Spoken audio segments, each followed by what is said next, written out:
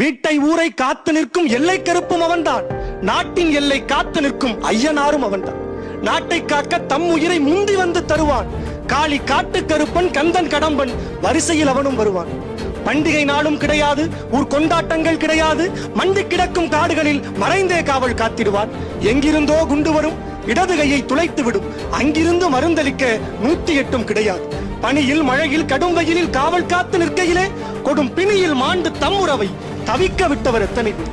மனம் முடித்த மறுநாளே படைக்கு சென்றவர் எத்தனை பேர். பின்ன குழியில் தடயம் இல்லாமல் உடல் அழுகி செத்தவர் எத்தனை பேர். எல்லை போரில் நாட்டுக்காக உயிர் நீத்த மகன்கள் எத்தனை பேர். அனுப்ப வேறு பிள்ளை இல்லையே என அழுத தாய்கள் எத்தனை பேர்.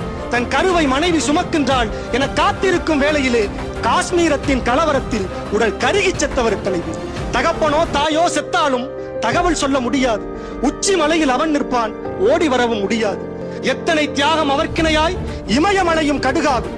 அவர் சிந்திய செந்நீர் வெப்பத்தில் சுந்தரவனமும் செருகாகும்.